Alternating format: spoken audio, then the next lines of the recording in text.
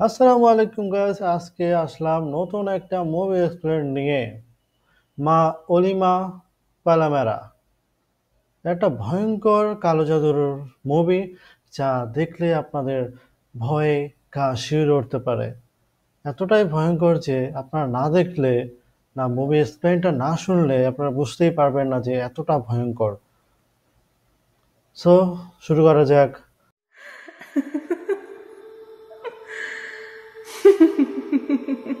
অমাবস্যার নিশুতি রাত। জঙ্গলে এক অচেনা মানুষ তন্ত্র সাধনা বা ব্ল্যাক ম্যাজিক করতে ব্যস্ত। তার সামনে রাখা একটা আটার পুতুল, যেটায় মাথার চুল, কাপড় ও সিঁদুর পরিয়ে মাটিতে পুঁতে তার উপর একটা লেবু রেখে পেরেক ঠোকাতেই এক মহিলা চিৎকার করে ওঠে। কিন্তু কে এই মহিলা? তার উপর কেন করা হচ্ছে ব্ল্যাক ম্যাজিক এবং সেটা কে করছে? এই মুভি তোমাদের শুধু অসাধারণ থ্রিল দেবে তা নয়, বরং এর টুইস্ট আর মাথা নষ্ট করা এন্ডিং চাইলেও তোমরা প্রেডিক্ট করতে পারবে না। তো বলছিলাম, আজকের মুভি মা ওরি পলিমেরা। মুভির শুরুতে দেখানো হয় সাউথ ইন্ডিয়ার তেলেঙ্গানা রাজ্যের এক অর্ধ গ্রাম, যেখানে পরিশুদ্ধ খাবার জল 3 টাকা দিয়ে কিনতে হয়। পঞ্চায়েতের লোকজন সব বাটপার, ধারের দেনায় গ্রামবাসীদের ডুবিয়ে তাদের বউদের শিকার বানায়। এই যেমন আজ জল আনতে এসে নজর পড়েছে রামুলার উপর। এই গ্রামে থাকে লক্ষ্মী ও তার পরিবার। স্বামী কোমেরি অটো চালিয়ে সংসার চালায়, একদম সাদামাটা মানুষ। ঝগড়া করতে বা উঁচু গলায় কথা বলতে পর্যন্ত শেখেনি, নেশা তো দূরের কথা। তাই গ্রামের প্রতিটা মানুষ ওকে খুবই ভালোবাসে এবং ওর কথা শুনে চলে। নিজে পড়াশোনার সুযোগ না পেলেও একমাত্র ছেলে ও নিজের ভাই জাঙ্গার শিক্ষার জন্য সব বিলিয়ে দিয়েছে। ভাইকে নিয়ে তার অনেক বড় স্বপ্ন, সে পুলিশের চাকরির জন্য প্রিপারেশন নিচ্ছে। ওর কথা ভাবলেই কমেডির বুক গর্বে ফুলে ওঠে।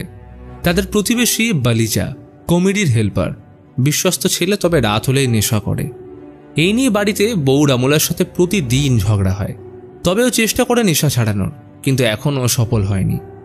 জাঙ্গার বহুদিনের স্বপ্ন সে পুলিশ হয়ে এই গ্রাম পঞ্চায়েতের লোকদের অত্যাচারের বিরুদ্ধে রুখে দাঁড়াবে। আজ রামুলার কথা শুনে ওর রক্ত গরম হয়ে যায়, কিন্তু লক্ষ্মী বুঝে শান্ত করল, কারণ মাত্র 3 দিন পরেই ওর পরীক্ষা। সে চায় না জাঙ্গা অন্যদিকে মন দিক।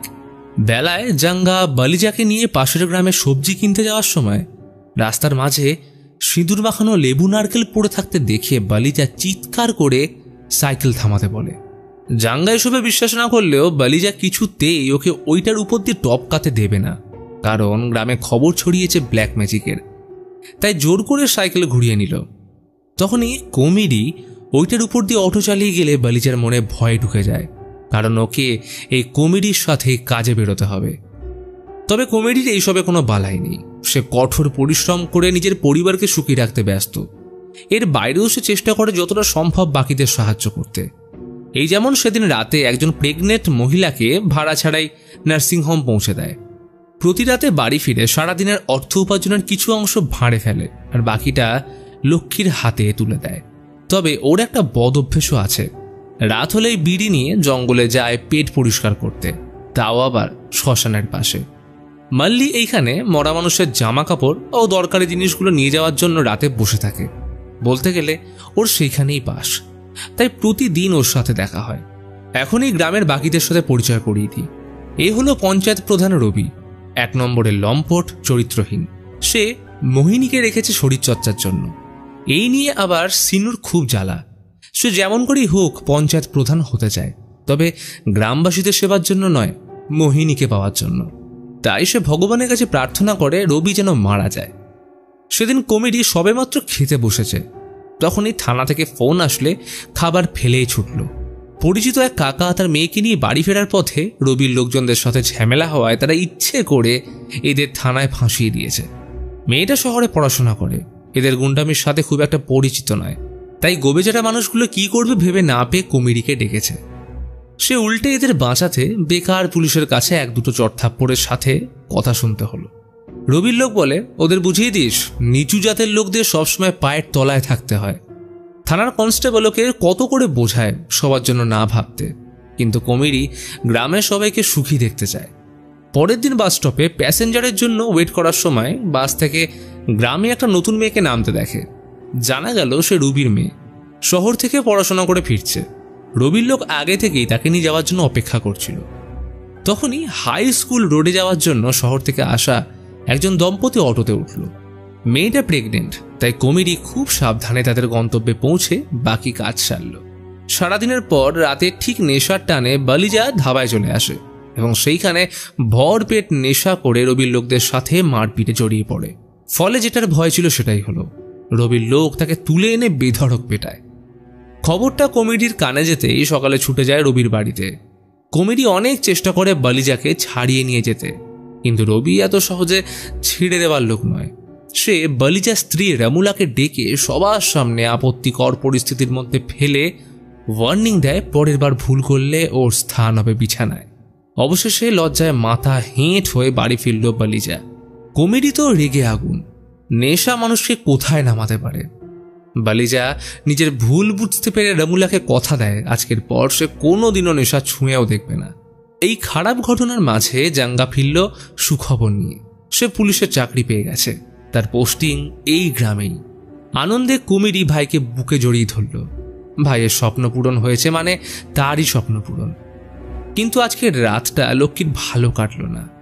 কুমিরি শুধু মনে পড়ে যাচ্ছে রবির বাড়িতে রামুলের সাথে অপমানের কথা। তাই কোনো রকম সহবাস না করে কুমিরি ক্লান্তির বাহানা দিয়ে আজ শুয়ে পড়ল। সকাল হতে কুমিরি ভাইকে পুলিশ স্টেশনে পৌঁছে দেয়। আজ তার প্রথম দিন, তাই উৎসাহে ফুটছে। ভাবছে সে কখন প্রথম কেস পাবে, কারণ ওর বহুদিনের ইচ্ছে সে এমন একটা রহস্যময় কেস সলভ করবে যেটা আগে কেউ করেনি। কিন্তু সময় কাটতে বুঝতে পারে থানার এসআই রবির চামচা তাদের থেকে টাকা নেওয়া থেকে শুরু করে নিজের আখের গুছিয়ে চলা ছাড়া কিছুই করে না।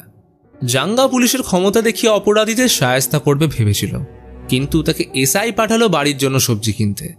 বাজারে সবজি কিনে ফেরার পথে বালিজার এক জ্যোতিষী কাকা জগনের ফোন আসে। তিনি বেশ চিন্তিত গলায় বললেন, কমিটির খেয়াল রাখিস, ওর গ্রহ নক্ষত্র ভালো যাচ্ছে না, খারাপ কিছু ঘটতে চলেছে। আমি পরের মাসে তোদের বাড়ি যাব, ততদিন সতর্ক থাকিস। কাকা ফোন রাখতেই বালিজা তো অবাক, ক্ষণিকের জন্য মাথা কাজ করে না। অন্যদিকে রবি শহরের মিটিং সেরে গাড়ি করে গ্রামে ফিরছিল। তখনই রাস্তার মাঝে আচমকা গরু চলে আসায় এক বিশাল অ্যাক্সিডেন্টে রবি মারা যায়। বালিজা আনন্দে কুমিরিকে এই খবর দিলে বলে আপদ বিদায় হয়েছে। বছরের পর বছর গোটা গ্রাম রবির জ্বালায় অতিষ্ঠ ছিল, কিন্তু কুমিরি বিষণ্ণ হয়ে বলে কারোর মৃত্যু কামনা করা কখনোই উচিত নয়। তারা আনন্দ পেল রবির মেয়ে তো কোনো দোষ করেনি, তার কি অবস্থা হচ্ছে সেটা কি একবার ভেবে দেখেছিস? বালিজা আর জাঙ্গা দাদার কথা শুনে অবাক। একটা মানুষ কত ভালো হলে এমন বলতে পারে। সেদিন গোটা গ্রাম বোনালু উৎসবে মেতে উঠল। সিনু তো আনন্দে আত্মহারা, পথের কাটা দূর হয়েছে বলে কথা। তবে পরের দিন দুপুরে বালিজা তখন থানায় ঘুমে ঢুলছে। আচমকা লক্ষ্মীর ফোন পেয়ে দ্রুত বাড়ি ফিরল। কাল রাতে কুমিরি বাথরুম যাওয়ার পর থেকে নাকি এখনো ফেরেনি, ফোনটাও ঘরে ফেলে গেছে। এই কথা শুনে জাঙ্গা সাইকেল নিয়ে বেরিয়ে পড়ল দাদাকে খুঁজতে। মাথায় ঘুরছে জগন কাকার কথা। যাওয়ার পথে যাকেই জিজ্ঞেস করে কেউ কুমিরিকে দেখেনি। চিন্তায় মাথা ফেটে যাওয়ার জোগাড়। রাস্তায় বালিজার সাথে দেখা হলে ওকে নিয়ে তন্ন তন্ন করে খুঁজতে লাগলো, কিন্তু দাদার দেখা নেই। অবশেষে অনেক খোঁজাখুঁজির পর গ্রামের শেষ প্রান্তে তারা একটা জ্বলন্ত চিতা দেখে আতঙ্কে দাঁড়িয়ে পড়ে, কারণ সেইখানে পড়েছিল কুমিরির চুটিসহ গামছা। পুলিশ ঘটনাস্থলে এসে চিতার ভিতর থেকে দুজনের কঙ্কাল উদ্ধার করল। এই ঘটনার পর নিউজ চ্যানেলে আগুনের মতো ছড়িয়ে পড়ল গ্রামে ব্ল্যাক ম্যাজিকের কারণে মৃত্যুর খবর। কুমিরি নিরুদ্দেশ, তাই সব সন্দেহ ওর উপর। কিন্তু গ্রামবাসীরা কুমিরিকে ভালো করেই চেনে, সে কখনোই এমন কাজ করতে পারে না। তবে প্রশ্ন থেকে যাচ্ছে চিতায় এই দুটো বডি কার? ঘটনা এখান থেকে ফিরে যায় এক সপ্তাহ আগে, অর্থাৎ বোনালু উৎসবের দিন, যেখানে আমরা গ্রামের এক প্রেগনেন্ট মহিলা কবিতাকে দেখি। সেদিন আচমকা কবিতার লেবার পেন উঠলে তাকে হসপিটাল নিয়ে যাওয়া হলে জানতে পারে তাদের বাচ্চা মারা গেছে। বাড়ির লোক বুঝে পায় না শেষবার যখন টেস্ট করেছিল তখন কবিতা সহ বাচ্চা একদম সুস্থ ছিল, তাহলে কিভাবে মিসক্যারেজ হতে পারে? ডাক্তারের মতে কবিতা স্টেবল থাকলেও প্রচণ্ড জ্বরে কবিতার গোটা শরীরে র্যাশ বেরিয়ে শরীর ফুলে চোখ লাল হয়ে গেছে, যার কোনো সম্ভাব্য উত্তর তাদের কাছে নেই। কবিতার এমন অবস্থা দেখে ওর দাদা রমেশ একজন পুরোহিতের শরণাপন্ন হলে তিনি বলেন কবিতার উপর রেণুকা আফতার নামের ব্ল্যাক ম্যাজিক বা তন্ত্রবিদ্যা করা হয়েছে, যেটা খুবই বিরল ও ভয়ঙ্কর, কারণ যে কোনো সাধারণ মানুষের পক্ষে এই মারণবিদ্যা জানা অসম্ভব। অর্থাৎ যে এটা করেছে সে তন্ত্রবিদ্যায় ভীষণ রকম সিদ্ধ। তবে কঠিন সত্য হলো কবিতা আর বাঁচবে না। তখনই হসপিটাল থেকে ফোন করে কবিতার মৃত্যুর খবর জানায়। পুরোহিত রমেশকে আলাদাভাবে ডেকে বললেন, রেণুকা অবস্থার 4টে পর্যায়ে করা হয়। প্রথম 3টে বিপক্ষকে মারতে, আর শেষটা নিজেকে বাঁচানোর জন্য। তবে যে ব্ল্যাক ম্যাজিক করেছে তাকে অন্তিম ক্রিয়া করার জন্য তার শিকারের চিতায় আসতে হবে। তাই পুরোহিত কবিতার চিতার উপর নজর রাখতে বলে। সেই মতো শ্মশানে কবিতার অন্তিম সংস্কার করার পর রমেশ মাল্লিকে কিছু টাকা দিয়ে বলে তারা চলে যাওয়ার পর আজ রাতে কবিতার চিতায় কেউ এলে তাদেরকে খবর দিতে। সেই মতো রমেশরা দলবল নিয়ে সামনের একটা ধাবায় সারা রাত অপেক্ষা করতে থাকে। ওই দিন সন্ধ্যায় প্রতিদিনের মতো কমিটি কাজ থেকে ফিরে ভাঁড়ে টাকা রাখার সময় লক্ষ্মী দেখে ওর হাতে চোট লেগেছে। উৎসবের দিন চোট লাগা ভালো লক্ষণ নয়, তাই লক্ষ্মী চিন্তায় পড়ে যায়। রাতে খাবার খেয়ে কমিটির শ্মশান ধারে হালকা হতে যাওয়ার সময় নিজের চটি না পেয়ে লক্ষ্মীর চটি পড়ে রওনা দিল। শ্মশানে পৌঁছে মাল্লির থেকে দেশলাই চেয়ে বিড়ি ধরে জঙ্গলের দিকে যেতেই যাবে, তখনই রমেশ আসলে মাল্লি বেচারা কমিটিকে জড়িয়ে ধরে ফেলে। এই অবস্থায় রমেশ ওর গায়ে কেরোসিন ঢালতে দুজনের মধ্যে শুরু হয় হাতাহাতি। কমিটি তো বুঝেই পায় না রমেশ কেন তাকে মারছে। এই হাতাহাতির মাঝে কমিটি নিজেকে ছাড়িয়ে পালাতে গেলে জ্বলন্ত চিতায় পড়ে গায়ে আগুন ধরে গেলে মাল্লি ঘটনাস্থল থেকে পালিয়ে যায়, আর রমেশ ও তার ভাই সুরেশ চিতায় ফেলে ওকে পিটিয়ে শেষ করে। তো গল্পের এই পর্যায়ে এসে দুটো উত্তর পাওয়া গেল, যে পুলিশ চিতায় যে দুজনের কঙ্কাল পেয়েছে তাদের মধ্যে একটা কবিতা ও একটা কমিটির, অর্থাৎ কমিটির উপর যে ভিত্তিহীন সন্দেহ করা হচ্ছিল সেটা ভুল প্রমাণিত হলো। এরই সাথে ঘটনা বর্তমানে ফিরে আসে এবং আমরা দেখি থানার এসআই বালিজা আর লক্ষ্মীকে ডেকে পাঠিয়েছে। রমেশরা যেহেতু গ্রামের উঁচু জাতের এবং এসআইয়ের সাথে ভালো খাতির আছে, তাই ওরা লক্ষ্মীকে 50,000 টাকা দিয়ে কেস বন্ধ করতে চায়, না হলে কমিটিকে মারার ঘটনা সামনে চলে আসবে। কিন্তু জাঙ্গা প্রতিশোধের আগুনে জ্বলতে থাকে। সে যেমন করেই হোক দাদার মৃত্যুর পিছনে যারা রয়েছে তাদের সাজা দিয়ে ছাড়বে। একদিন জাঙ্গা সুযোগ বুঝে রমেশের পিছু নিয়ে ওকে জঙ্গলের রাস্তায় একা পেয়ে বেধড়ক পেটায়। তখন রমেশ কোনো মতে ওকে থামিয়ে কমিটির কবিতার উপর ব্ল্যাক ম্যাজিক করার কথা জানালে জাঙ্গা অবাক হয়ে যায়। ওর দাদা জীবনে কারো সাথে পাঁচে থাকেনি, সে কিনা করবে ব্ল্যাক ম্যাজিক। এমনকি রমেশ তো নিজের চোখে কমিটিকে এসব করতে দেখেইনি, তাহলে সে কি করে একজন নিরাপরাধ মানুষের প্রাণ নিল? জাঙ্গা চাইলেই ওকে কিন্তু মেরে ফেলতে পারত, কিন্তু ও রমেশকে আইনিভাবে সাজা দিয়ে যাবে। তাই পরের দিন থেকে রমেশ কেস স্টাডি করতে লেগে পড়ে। ভারতে শুধুমাত্র ব্ল্যাক ম্যাজিক করার সন্দেহে কতজনকে মেরে ফেলা হয়েছে এবং এই সন্দেহ ভিত্তিহীন হলে আইনত সাজা কি আছে। তো সব কিছু নিয়ে রিসার্চ করলে সে অবাক হয়ে যায়, কারণ গ্রামের দিকে আজও বহু মানুষকে শুধুমাত্র তন্ত্রবিদ্যা বা ডাইনি সন্দেহে মেরে ফেলা হয়, যার এখনও কোনো আইন নেই। এই রিসার্চের উপর ভিত্তি করে জাঙ্গা একজন উকিল হায়ার করে, কিন্তু গ্রামে রমেশদের বিপক্ষে কেউ মুখ খুলতে চায় না দেখে সিদ্ধান্ত নেয় সে নিজেই দাদার কেস লড়বে। এদিকে লক্ষ্মীর অবস্থাও একই, স্বামীকে হারিয়ে সে ছন্ন ছাড়া, তার নিজের বলতে একমাত্র ছিল কমিটি। এর কিছুদিন পর কোর্টে শুনানি শুরু হলো। জাঙ্গা কেস স্টাডি প্রেজেন্ট করে বলে, বিগত কয়েক বছরে সাউথ ইন্ডিয়ায় বহু গ্রামে ব্ল্যাক ম্যাজিক করার সন্দেহে অনেক মানুষকে শেষ করে দেওয়া হয়েছে, যার কোনো পুলিশের রেকর্ড তো দূরের কথা, ভারতবর্ষে এই নিয়ে কোনো আইন নেই। যার সুযোগ নিয়ে রমেশ ও তার ভাই কমিটিকে মেরেছে। এই নিয়ে দুই পক্ষের মধ্যে ঝামেলা শুরু হলে জাজ পরের মাসের 15 তারিখে কেসের ডেট এক্সটেন্ড করে। এই নিয়ে পাবলিকের মধ্যে বেশ চাঞ্চল্যের সৃষ্টি হলো। টিভি পর্দায় ঘটনার পক্ষে ও সপক্ষে চলল ডিবেট। জাঙ্গা বহু মানুষের সাপোর্ট পেল, কারণ সে শুধুমাত্র নিজের দাদার জন্য নয়, বরং এই ঘটনায় শিকার প্রতিটা মানুষের জন্য লড়ছে। তবে জাঙ্গা থেমে রইল না, সে নিজের মতো করে আরও তদন্ত চালিয়ে যায়। দেখতে দেখতে সময় চলে আসে পরবর্তী শুনানির। রমেশের পক্ষের উকিল বলল, তারা কমিটির মৃত্যুর জন্য দুঃখিত, কিন্তু তার ক্লায়েন্ট কমিটিকে বিন্দুমাত্র চিনত না। হয়তো কমিটির বডি চিতায় পাওয়া গেছে ঠিকই, কিন্তু সেটা কোনোভাবে প্রমাণ করে না যে এটা রমেশ ও তার ভাইয়ের কাজ। শুধুমাত্র গ্রামের লোকেরা কি বলছে সেটার উপর ভিত্তি করে এদের দোষী সাব্যস্ত অন্তত করা যায় না। তাই জাঙ্গা এমন কাউকে নিয়ে আসুক যে অ্যাটলিস্ট এই ঘটনার প্রত্যক্ষদর্শী। এই কথা জাঙ্গা জানায় মাল্লি একমাত্র ব্যক্তি যে এই ঘটনা স্বচক্ষে দেখেছে, কিন্তু ওই রাতের পর থেকে সেও মিসিং। তবে ওর কাছে একটা ভিডিও আছে যেটা দিয়ে সে প্রমাণ করতে পারে রমেশ কমিটির মৃত্যুর জন্য দায়ী। এই বলে জাঙ্গা থানায় রেকর্ড করা সেদিনের ভিডিওটা দেখায়, যখন এসআই এর সামনে রমেশ লক্ষ্মীদের 50,000 টাকা দিয়েছিল কেস বন্ধ করতে। এই ভিডিও দেখার পর জজের কাছে সব পরিষ্কার হয়ে যায়।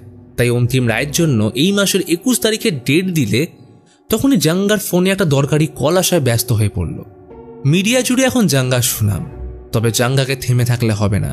সে তখনও দাদার মৃত্যুর আরও প্রমাণ জোগাড় করতে ব্যস্ত। দেখা করে বেশ কিছু মানুষ সহ কাকা জগনের সাথে। পুরো গ্রাম এখন কমেডির পক্ষে। তাদের একটাই ডিমান্ড, রমেশের শাস্তি। তাই মানুষ দিন গুনছে 21 তারিখে। অবশেষে জাজ অন্তিম রায় শোনাল। 45 দিন আগে রমেশ ও তার ভাই সুরেশ মিলিতভাবে কমেডিকে প্রথমে মারধর করার পর প্রাণে শেষ করেছে। তাই তিনি এখন মামলার রায় শোনাতে প্রস্তুত। এমন সময় জাঙ্গা সবাইকে অবাক করে জজকে বলে সে মামলা উইথড্র করতে চায়। এই কথা শুনে উপস্থিত সবাই অবাক। বলে ওদের শাস্তি দিয়ে আমার দাদা ফিরে আসবে না, উল্টে একটা পরিবার রাস্তায় নামবে। তাই সে মামলা তুলে নিচ্ছে। হয়তো দাদা থাকলে এটাই করত। এখন তার একটাই দাবি, দেশে ব্ল্যাক ম্যাজিকের নামে যাদের মৃত্যু হচ্ছে তাদের কথা মাথায় রেখে নতুন আইন পাস হোক। সবাই জাঙ্গার এমন কাণ্ড দেখে রেগে আগুন। খবরে এই নিয়ে চর্চা তুঙ্গে, কারণ এতদিন সবকিছু কি তাহলে ফেম আর টাকার জন্য করা? ঘরে এসে জাঙ্গা চুপচাপ বসে থাকে, কারোর কথার উত্তর দেয় না। অবশেষে বালিজা সহ লক্ষ্মী ওর উপর চড়াও হলে সে রিভিল করে একটা বড় রহস্য। জাঙ্গা ঠান্ডা গলায় বলল, তোমরা কি জানো এই পুরো প্ল্যান দাদার সাজানো? এরই সাথে ঘটনা ফিরে যায় মামলা শুনানির প্রথম দিন, যখন জাঙ্গা কমেডির ব্যাপারে তদন্ত করতে শুরু করে। লক্ষ্মী জাঙ্গাকে বলেছিল কমেডি বোনালো উৎসবের দিন বাড়ি ফেরার পর ওর ডান হাতে রক্ত লেগেছিল। সেই মতো জাঙ্গা কমেডির অটোর ডান দিকে রক্ত লেগে থাকতে দেখে সেটার ডিএনএ চেক করলে জানতে পারে এটা কমেডির নয় বরং বাছুরের রক্ত। এই নিয়ে সন্দেহ জাগলে জাঙ্গা সেই পুরোহিতের সাথে দেখা করে, যার কাছে রমেশ কবিতার ব্যাপার নিয়ে কথা বলতে গেছিল, এবং তার থেকে জাঙ্গা রেণুকা আফতারের ব্যাপারে বেশ কিছু তথ্য জানতে পারে। এই ব্ল্যাক ম্যাজিক বা তন্ত্রবিদ্যা যার উপর করা হবে সেটার জন্য সেই ব্যক্তির চুল, কাপড়ের অংশ এবং তার পায়ে লাগানো কাদা দরকার, যেটা দিয়ে আটার পুতুল বানিয়ে কোনো জীবিত প্রাণী ও নবজাত শিশুর নাড়ি সহ মাটিতে পুঁততে হবে। এর সাথেই আমরা জানতে পারি মুভির শুরুতে যে ব্যক্তি ব্ল্যাক ম্যাজিক রিচুয়াল করেছিল সে আর অন্য কেউ নয়, স্বয়ং কমেডি। এইবার প্রশ্ন হলো, কমেডি এত কিছু করলো কি করে? আসলে কমেডি যেদিন রাতে প্রেগনেন্ট মহিলাকে নার্সিংহোমে ছাড়তে যায় সেখান থেকে সে জোগাড় করেছিল নবজাত নারী। পুরোহিত বলে এই রিচুয়াল শুরু করতে হয় একটা বাছুর স্যাক্রিফাইস করে, যেটা কমেডি গ্রামের পঞ্চায়েত প্রধান রবির গাড়ির সাথে বাছুরের অ্যাক্সিডেন্ট করিয়ে এক ঢিলে দুই পাখি মেরেছিল। রেণুকা আফতার এতটাই বিপজ্জনক যে এই ব্ল্যাক ম্যাজিক যে করছে তাকেও শেষ করে দিতে পারে। তাই নিজেকে বাঁচানোর জন্য ব্ল্যাক ম্যাজিক যে করেছে তাকে শিকারের চিতায় গিয়ে অন্তিম ক্রিয়া করতে হয়। তবে এর জন্য কিছু নিয়ম আছে।